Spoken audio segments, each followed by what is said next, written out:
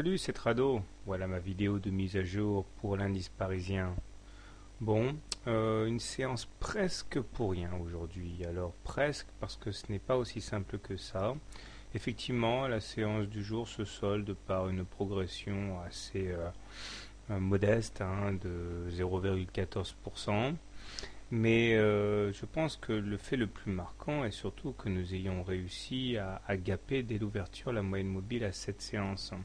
On zoome un peu et on voit qu'effectivement la M7 s'est avérée être un rempart infranchissable hier, et puis la séance du 9 mai, etc.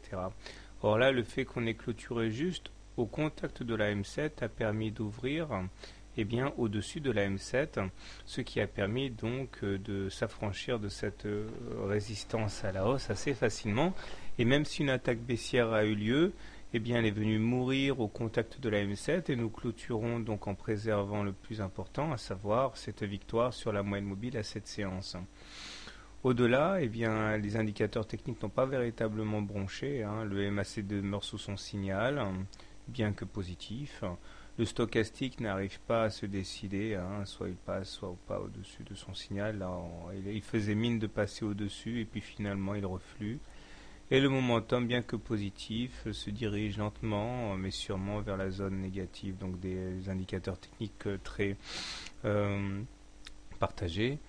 Et il en est de même au niveau graphique, puisque rien d'important n'a été scellé aujourd'hui. Nous sommes toujours coincés entre un canal haussier noir ici, qui reste valable même si on allait chercher les 3990 par là. Il ne remettrait pas en cause la possibilité d'effectuer des rotations jusqu'en haut, vers les 4300.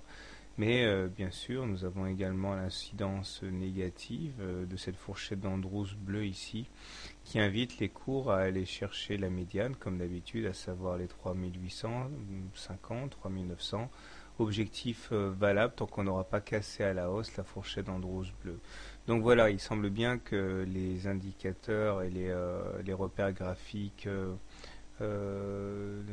demeurent en place. Les intervenants n'arrivent pas à prendre d'initiative. La faiblesse des volumes d'ailleurs l'atteste.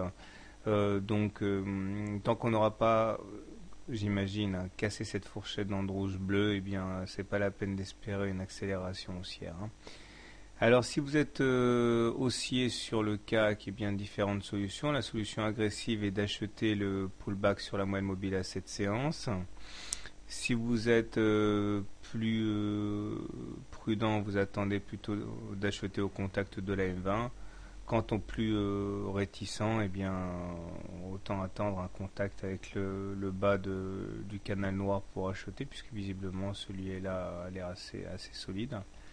Les baissiers, par contre, attendront un échec à passer le haut de la fourchette d'Andrews bleu pour shorter. À mon avis, il va y avoir un front de baissier sur cette partie haute de la fourchette d'Andrews bleu qui risque de tirer à vue sur l'indice parisien. Donc à mon avis, c'est un bon endroit pour une embuscade. Maintenant, les plus prudents attendront que l'on passe sous la M7 pour shorter. Quant à moi, je m'en suis expliqué depuis maintenant 5 séances. Moi, je ne sais pas trader quand les marchés sont sans tendance. Or là, le fait que la M20 soit plate montre bien qu'il n'y a pas de tendance. Donc, pour moi, c'est simplement des rounds d'observation. Voilà, bonne soirée, bon trade et à demain.